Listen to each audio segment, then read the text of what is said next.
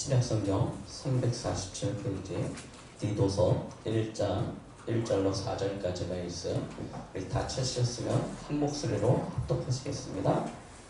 하나님의 종이요 예수 그리스도의 사도인 나 바울이 사도된 것은 하나님이 택하신 자들의 믿음과 경건함에 속한 진리의 지식과 영생의 소망을 위함이라. 이 영생은 거짓이 없으신 하나님이 영원전부터 약속하신 것인데 자기 때에 자기의 말씀을 전도로 나타내셨으니 이 전도는 우리 구주 하나님이 명하신 대로 내게 맡기신 것이라.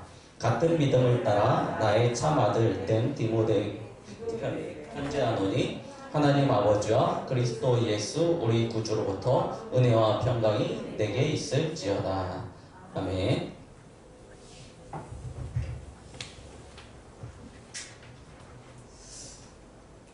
오늘은 디도서를 가지고 함께 은혜를 나누고자 합니다.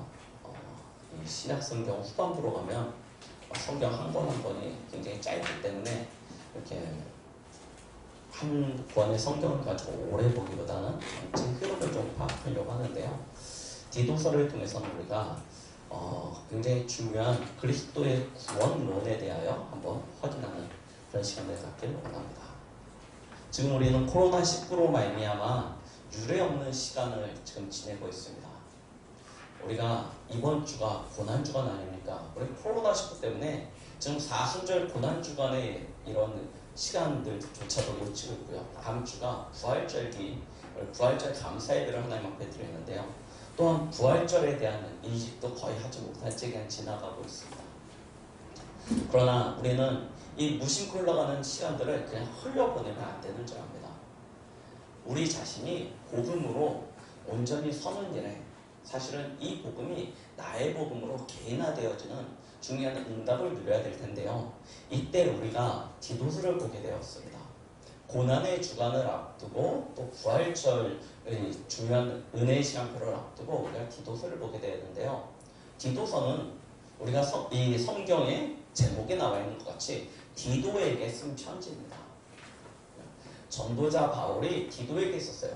바울이 나의 아들이라고 불리는 두 사람이 있었는데 한 사람은 디모데고 한 사람은 디도입니다. 둘 다 바울과 마음이 통하고 기도가 통하고 한 방향이 통하는 중요한 제자들인데요. 디도는 누구였냐면요. 바울의 제자이기도 하면서 또 디모데와 같이 한 지역을 담당하는 목회자였습니다. 이 지중해 연안에 그레데 섬이라는 섬이 있습니다. 이 섬은 굉장히 지리적으로 중요한 역할을 했습니다.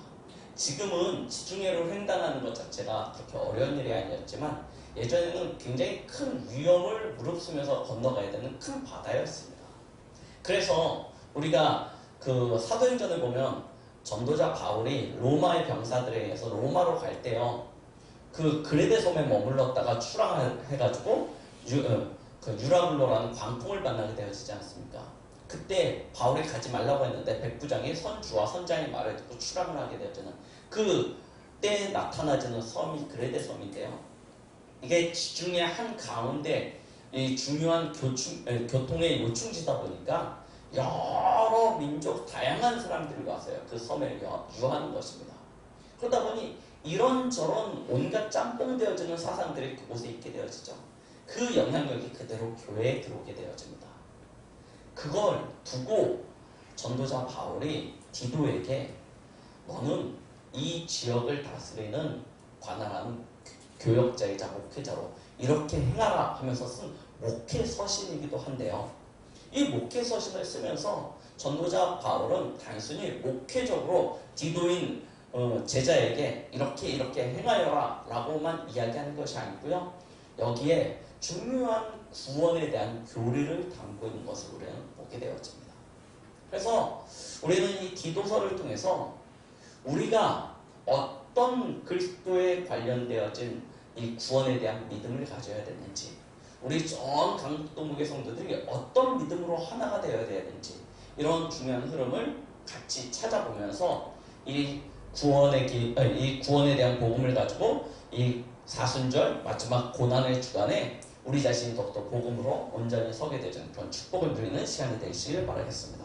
자, 그러면 이 디도서에 나타난 구원에 대한 교리가 도대체 무엇입니까? 첫 번째가 하나님의 선택입니다. 오늘 디도서 1장 1절에 보면 이렇게 표현이 되어져 있죠. 하나님의 종이요 예수 그리스도의 사도인 나 바울이 사도된 것은 하나님이 택하신 자들의 믿음과 라고 기록하고 있습니다. 하나님이 택하신 사람이 있다는 것입니다. 우리는 간혹 그런 생각을 하게 되어질 때가 많습니다. 하나님의 택정하심이 잘 믿어지지 않아요. 내가 선택해서 불교, 천주교, 기독교 그 외에도 여러 종교들이 있는데 그 중에 한 종교를 내가 선택해서 믿는 거고, 여러 교회들이 있지만 그 가운데 어떻게 하다 보니까 우연처럼 때로는 필연으로 그냥 강북동부교회에 오게 된 거지 하나님의 택정이라니, 하나님의 예정이라니 라고 생각되어질 때가 참 많습니다. 그런데요, 우리가 곰곰이 생각해 보십시오. 우리는 내가 하나님을 믿었다라고 생각할지 모르겠지만 과연 그렇습니까? 우리 군대 가보면요, 많은 군인들이요 교회를 옵니다. 왜 올까요? 왜 올까요? 교회 오는 이유가 뭘까요? 고창들의 시달림으로부터 벗어나기 위하여. 교회 오면 아무도 타치를 안 하니까. 교회 오면 병장님도 없고 뭐 간부도 없고 다 형제요 자매요 하나니까 교회 오면 아무도 안 온대요. 거기다 뭐 줘요? 예배 마치고 나면 초코파이 줍니다. 그거 먹으려고 줄을 서서 교회를 와요. 우리가 군인만 그런 것 같습니까? 그렇지 않습니다. 교회에 오는 사람들 가운데 어떤 이들은 병 고침을 받으려고 오는 사람들도 있습니다. 어떤 사람은 문제 해결을 위해서 오는 사람들도 있습니다. 심지어 어떤 사람들은 교회에 와서 사람들을 사귐으로 말미암아 인맥을 만들려고 오는 사람들도 있고요. 또 어떤 이들은 교회에 옴으로 말미암아 경제적인 이득을 취하려고 오는 사람들도 있습니다. 여러 종류의 다양한 사람들이 교회를 옵니다. 그런데요, 여기 모인 저와 여러분들은 어떤 고백으로 이 자리에 섰습니까? 예수가 그리스도가 되신다는 이 사실을 고백함으로 함께하고 있습니다. 이것이 얼마나 큰 은혜인지 모릅니다. 내가 예수 그리스도를 고백하고 싶다고 고백할 수 있습니까? 그렇지 않습니다. 이것은 하나님의 은혜인 것입니다. 그렇죠? 에베소서 1장 4절로 5절 말씀에 보면요, 하나님의 택하심에 대하여 이렇게 이야기하고 계십니다. 창세전에 라고 이야기하고 계세요. 창세전에 그리스도 안에서 우리를 택하사, 하나님이 우리를 창세전에 이미 아셨다는 것입니다. 더군다나 예레미야 1장 5절 말씀에 보면요, 복중에 짓기 전에 너를 알았고 라고 이야기하고 계십니다. 똑같은 얘기를 갈라디아 1장 15절에 보면 전도자 바울도 인용하고 있습니다. 하나님이 엄마의 복중에서 나를 이미 특정하셨다는 것입니다. 하나님의 선택인 것입니다. 자, 요한복음 15장 16절 말씀 정확하게 예수님이 말씀하고 계십니다. 너희가 나를 택한 것이 아니요 내가 너희를 택하였다라고 예수님은 친히 말씀하고 계시죠. 자, 보십시오. 하나님의 선택입니다. 이 선택은요, 칼빈 목사님은 이렇게 이야기하고 있습니다. 무조건적인 선택이라고요. 우리는 전적 타락하였습니다. 로마서에 기록되어진 대로 로마서 3장 11절에 기록되면 하나님을 깨달을 수도 없고 하나님을 찾을 수도 없는 우리의 상태였습니다. 하나님 앞에 나아갈 수 없는 우리는 죄인이었죠. 완전 타락인 것입니다. 그런데 하나님이 무조건적으로 선택하셨어요. 내가 하나님을 믿어야지 한 것이 아니고 하나님이 많은 사람들 중에 무조건으로 택하신 것입니다. 70억 인구 가운데 하나님이 저와 여러분들을 골라내서 너는 내 것이라 지명하여 부르신 것입니다. 그걸 보고 우리는 뭐라고 합니까? 은혜라고 하죠. 하나님의 선택으로 말미암아 우리는 하나님 앞에 설 수 있는 자격, 그 시작이 시작되어진 것입니다.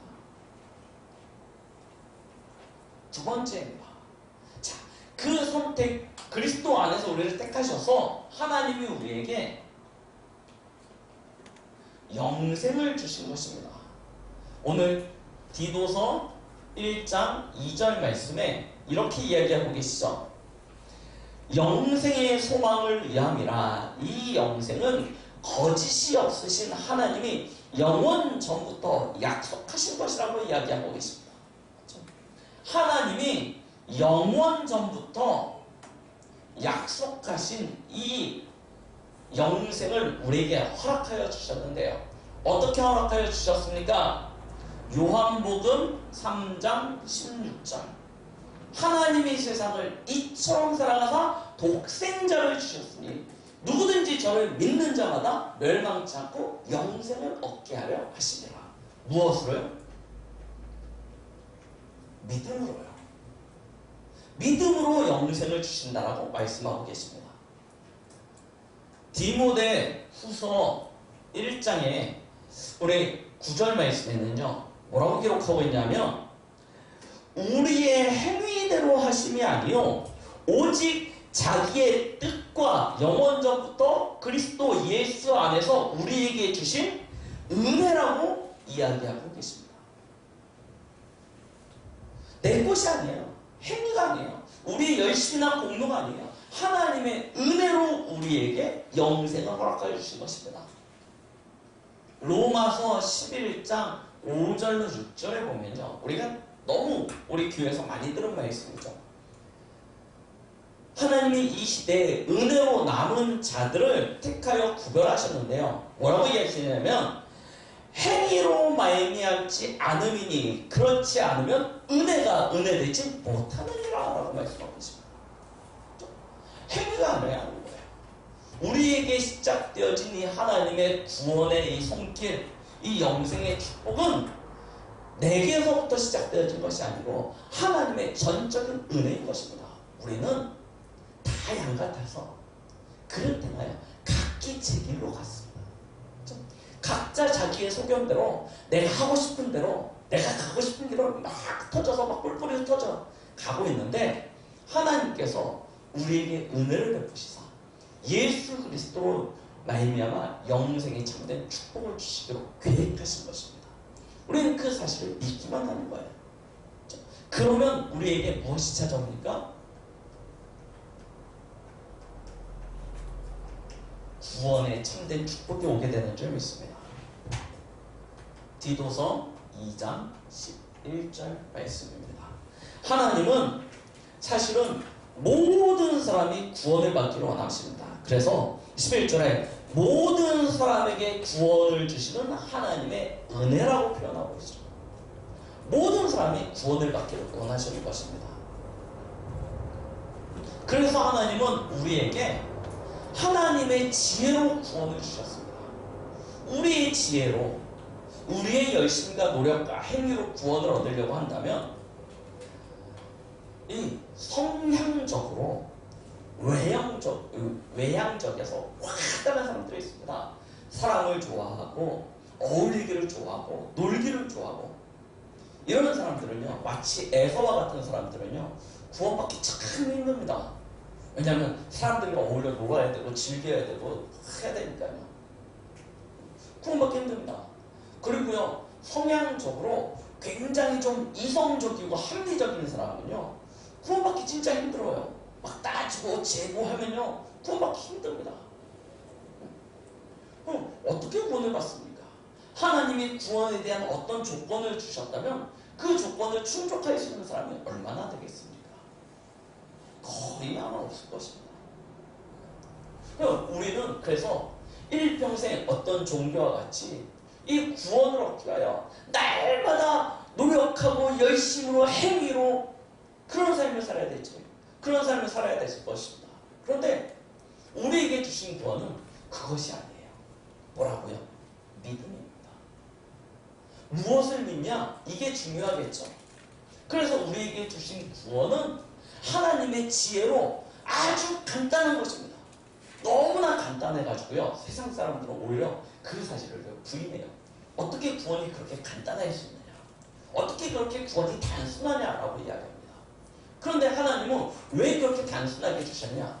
모든 사람이 구원을 얻어야 되기 때문에 꼭 대학을 나오거나 고등교육을 받은 사람뿐만 아니라 심지어 문맹들이어도 글자를 모르고 심지어 말을 모른다 할지라도 듣고 믿기만 하면 누구나 다 구원을 받을 수 있다.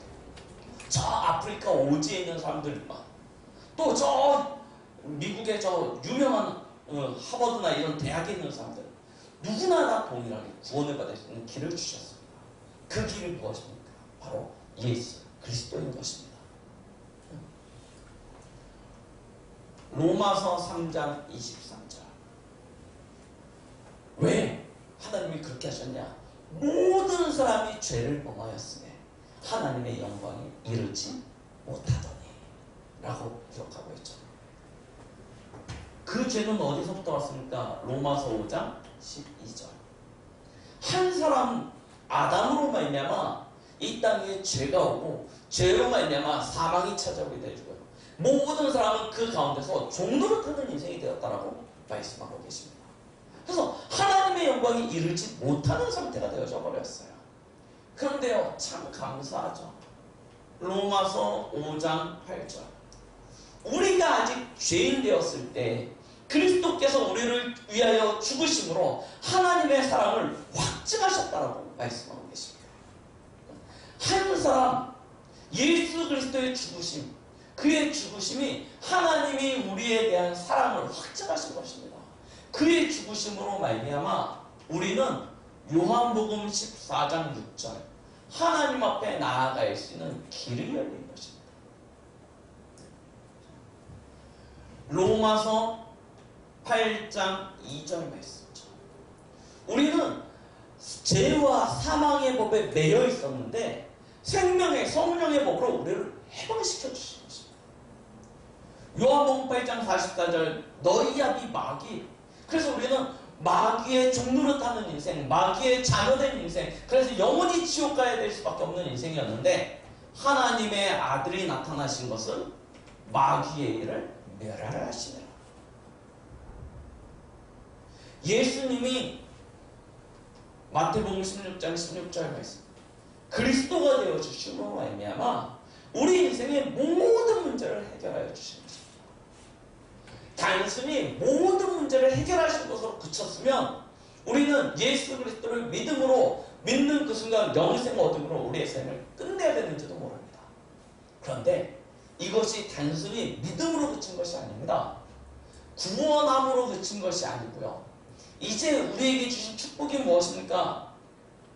로마서 5장 말씀이죠. 로마서 5장 17절 말씀에 보니까 단순히 우리가 영생 구원을 받은 뿐만 아니라 이제 우리는 생명 안에서 왕노릇하게 되었다라고 이야기하고 계시는 것입니다. 너희는 왕같은 제사장이라고 이야기하셨습니다. 우리는 하나님의 몸된 교회로서 만물 위에 선 존재인 것입니다. 더 이상 종노릇하지 않습니다. 죄에 대하여, 세상에 대하여, 사단에 대하여 그리스도와 함께 십자가에 못 박아 죽은 존재인 것입니다. 이제 더 이상 나를 건드리거나 해칠 수 있는 존재가 아무도 없게 되어진 것입니다. 우리는 이제 왕노릇하는 존재로 완전 바뀌어졌어요. 어떻게 그럴 수가 있느냐?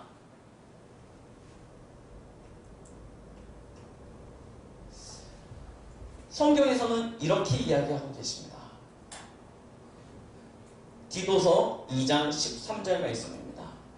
복스러운 소망과 우리의 크신 하나님 구주 예수 그리스도의 영광이라고 이야기하고 계시죠. 어떻게 예수 그리스도의 죽음이 이와 같은 일을 이루어갈 수 있느냐?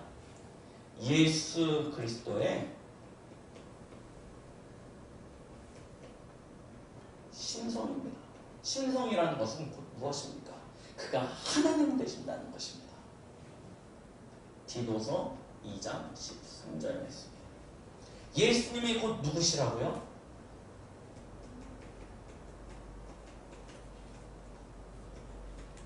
예수님이 곧 하나님이십니다. 그래서 예수님도 친히 이야기해요. 나와 아버지는 하나이니라 라고 말씀하고 계십니다.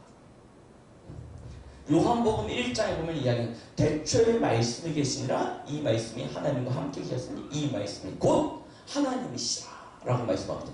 그런데 그 말씀이 육신이 되어 우리 가운데 오신 분이 계시는데 그분이 누구세요? 바로 예수님. 성경은 예수님이 하나님의 아들이시며 또 하나님이시라고 이야기하고 계십니다.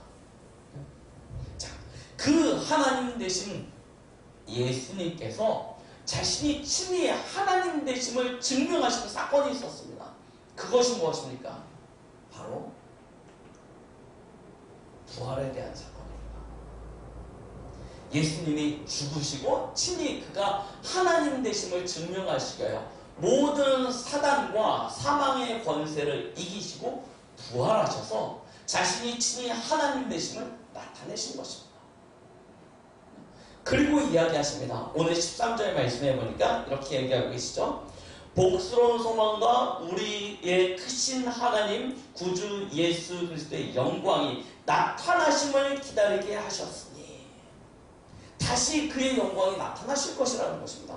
무슨 이야기입니까? 죽으신 것이 아니라는 것입니다. 세상의 모든 종교를 만든 사람들은 다 죽었습니다. 요 옆에 하나님의 교회 있지 않습니까? 원래는 안산홍 씨가 이 종교를 만들어서 아버지 하나님이라고 이야기했습니다. 안 죽을 것이라고 이야기했어요. 그런데 세월이 지나가니까 죽게 됐거든요.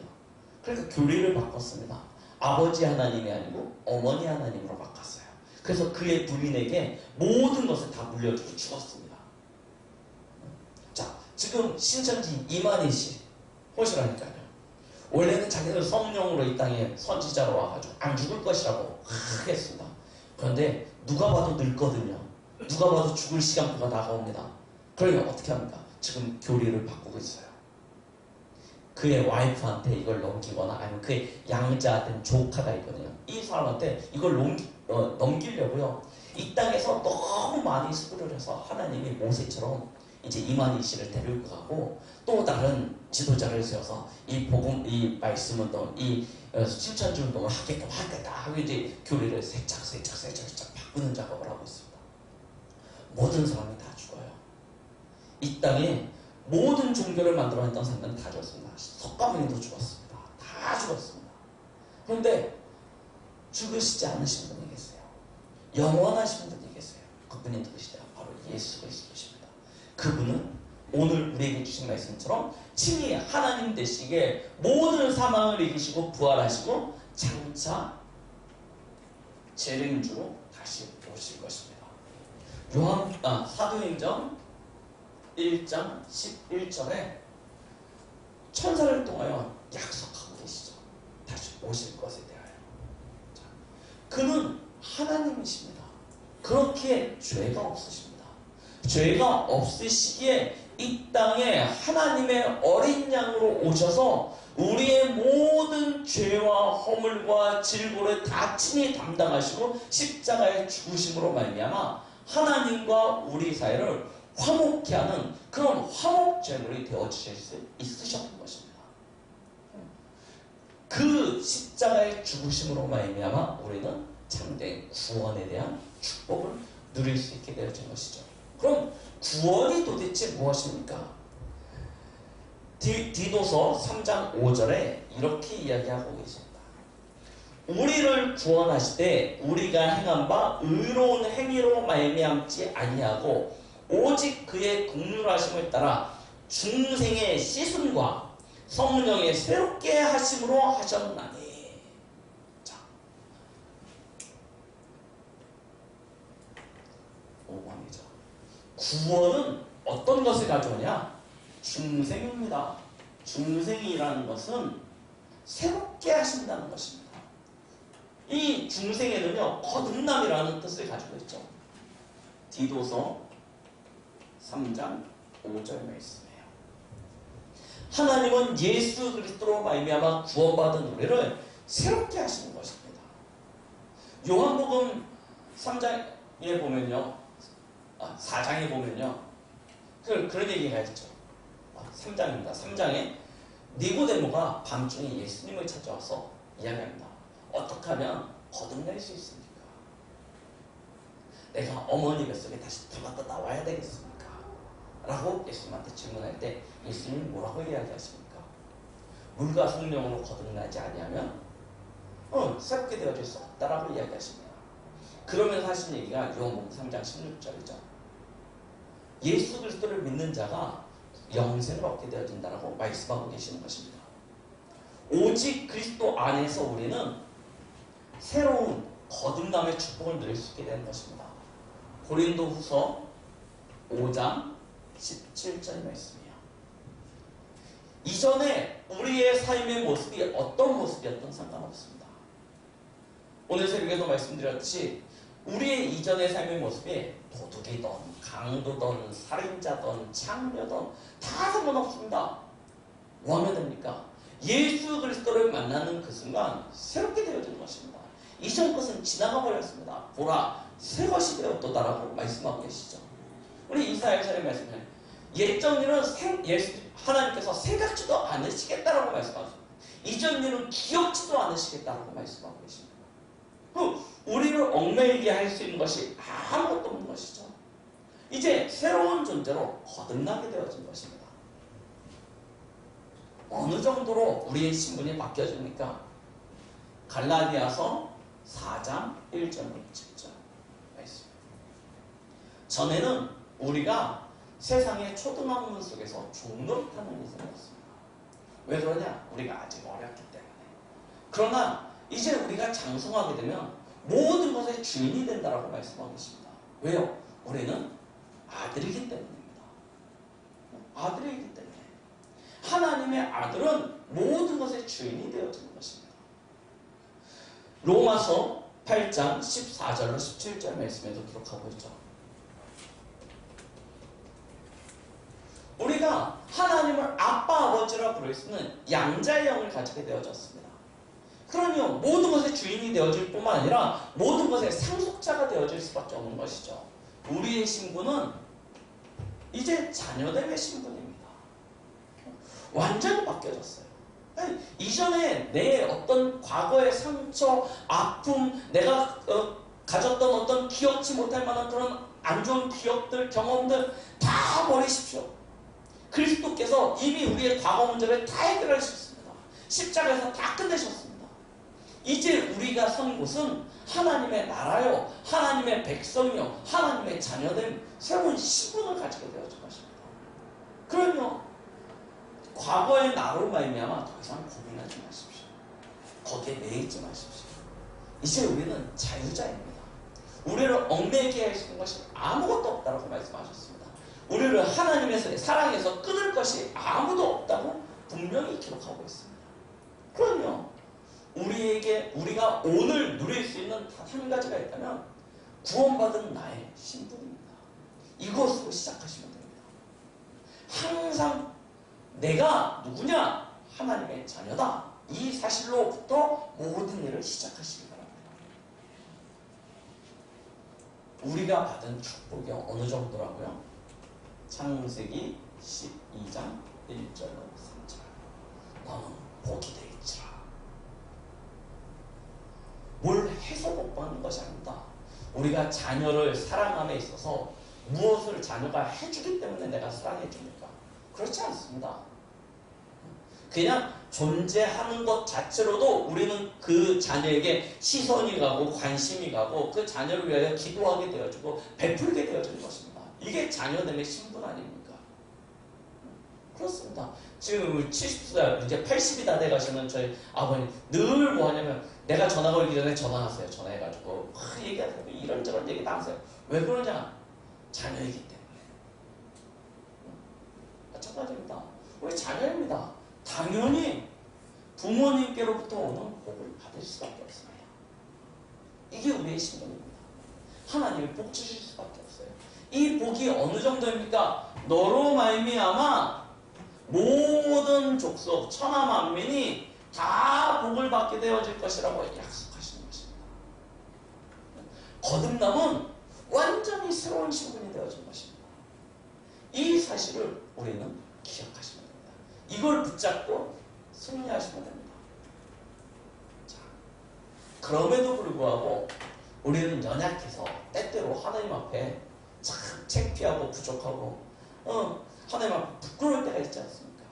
그래서 이런 내가 감히 하나님 앞에 라고 생각되어질 때가 있습니다. 그때 우리는 기억하시면 됩니다. 상관없습니다. 칭의입니다. 3장 7절 말씀에 보십시오. 우리로 그의 은혜를 힘입어 의롭다 하심을 얻어 영생의 소망을 따라 상속자가 되게 하려 하시니라.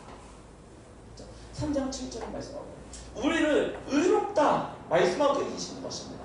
그걸 보고 칭의라고 하지 않습니까? 하나님이 우리를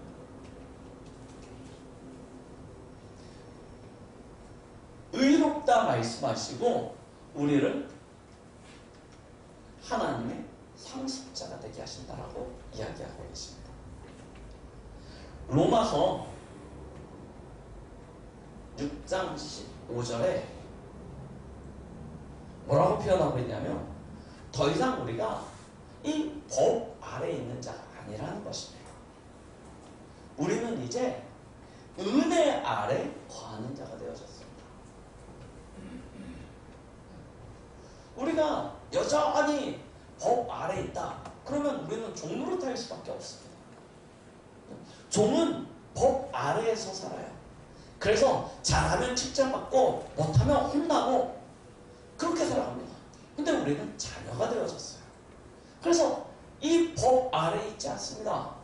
이제는 우리는 은혜 아래에 있는 자가 되어졌습니다. 하나님의 은혜 가운데 살아가는 자예요. 그러면 우리가 더 이상 율법에 매일 이유가 아무것도 없습니다. 그리스도께서 이미 율법을 다 이루셨습니다. 우리는 자유자예요. 우리는 은혜 아래 거하는 자인 것입니다. 이 사실을 기억하시면 됩니다. 혹 실수할 수 있다니까요. 넘어질 수 있다니까요. 그러나 상관치 마십시오. 우리는 하나님의 은혜 가운데 있습니다. 털털 털고 일어나셔서 담대하게 보좌 앞으로 나오시면 됩니다. 하나님 앞에 보좌 앞에 나오셔서 뭐 하시면 됩니까? 시편 32편 5절입니다. 혹시 실수하셨습니까? 잘못하셨습니까? 내가 이르기를 내 허물을 여호와께 자복하리라 하고 주께 내 죄를 아뢰고 내 죄악을 숨기지 아니하였더니 곧 주께서 내 죄악을 사하셨나이다.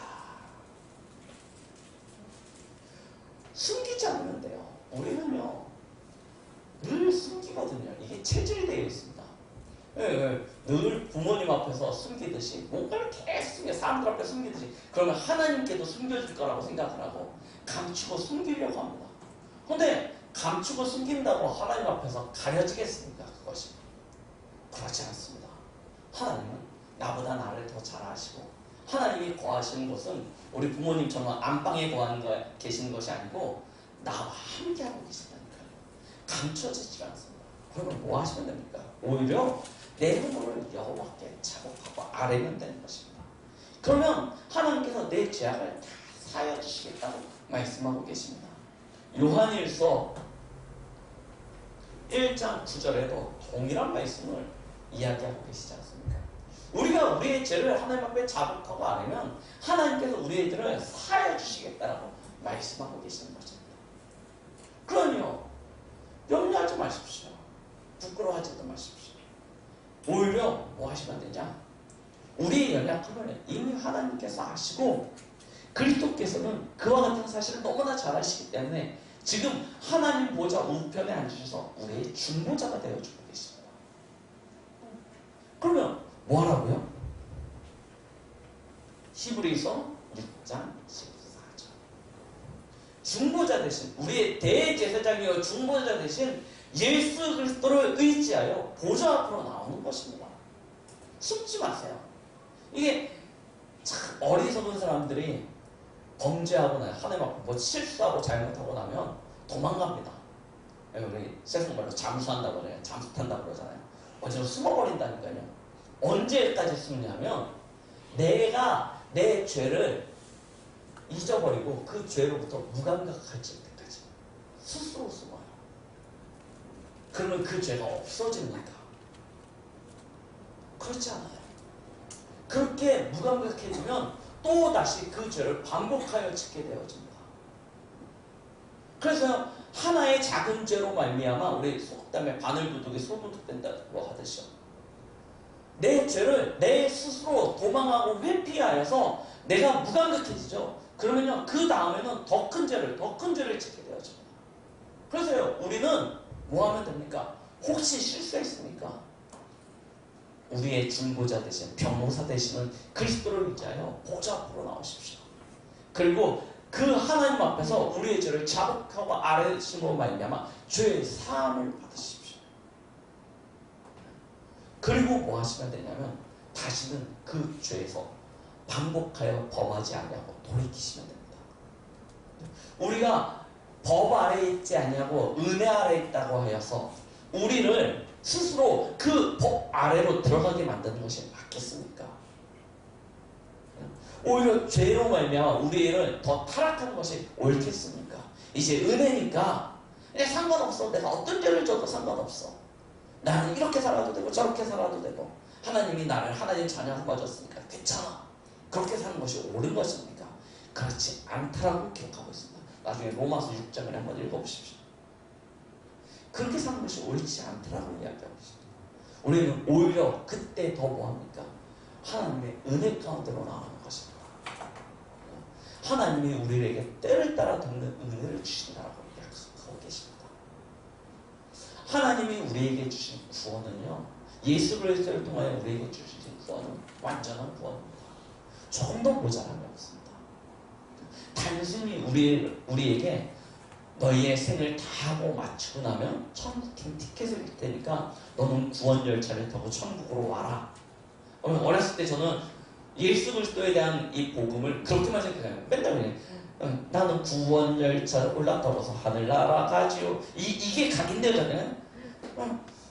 그 티켓 얻는 줄 알았어요. 천국 열차 가는 티켓. 그런데 그 티켓이 아닌 거예요. 단순히 구원을 받는 것에서 그치는 것이 아니라 이 땅을 살아가는데 부족함이 없는 완전한 구원, 영원한 승리를 하나님께서 우리에게 보장하시고 약속하신 것입니다. 그래서 우리 강북동부의 저희 성도들은요 같은 믿음입니다. 무엇을 믿는 믿음이냐? 이 예수 그리스도를 믿는 이 한 가지 믿음으로 온전히 하나 되어지는 것입니다. 초대교회에 당부한 것처럼 다른 복음에 휩쓸리지 아니하고 다른 복음으로 말미암아 휘둘리지 아니하고 이 예수 그리스도의 이 구원, 이 십자가의 복음을 우리는 온전히 붙잡고요. 이 믿음으로 하나 되어져서 이 땅에 이 복음을 알지 못하여 고통당하고 죽어가고 있는 많은 영혼들에게 이 복음을 전함으로 말미암아 그들도 우리와 같이 영생 곧 구원함의 축복 속에서 하나님 자녀 되어지고 함께 이 땅에 하나님의 나라를 이루어가는 그런 은혜를 누리는 삶. 이것이 하나님이 우리 강북동부교회를 세우신 이유이고 여기에 저와 여러분들을 먼저 택하셔서 부르신 하나님의 계획인 줄 믿습니다. 그래서 이 한 주간 우리는 사순절의 마지막 부활절을 앞두고 가장 중요한 고난의 주간을 지내게 되어질 것입니다. 이때 다른 것 여러 가지 복잡하고 다양하고 많은 일들이 우리 앞에 놓여져 있겠지만 이 한 주간 특별히 예수 그리스도의 이 구원의 복음을 깊이 묵상하고 하나님의 크신 은혜와 그 축복을 드리는 그런 한 주간이 되시기를 예수 그리스도의 이름으로 축원드리겠습니다. 같이 기도하십니다. 하나님 감사드립니다. 오늘도 우리에게 이 그리스도의 참된 복음을 알려주심을 감사드립니다. 하나님 우리 강북동부의 좋은 성도들이 예수 그리스도의 이 복음으로 하나 되어져 함께 하나님이 주신 이 구원에 대한 감사와 감격으로 영과 진리로 하나님이 받으시기 합당한 예배를 드리는 또한 현장에서는 각자가 선 곳에서 영적 지도자로 영적 사령관으로 영적 서밋으로 서서 현장을 살리는 참된 축복을 누리는 우리 좋은 성도들 되어지도록 은혜 베풀어 주시고 역사하여 주시옵소서. 예수 그리스도의 이름으로 기도드렸습니다. 아멘.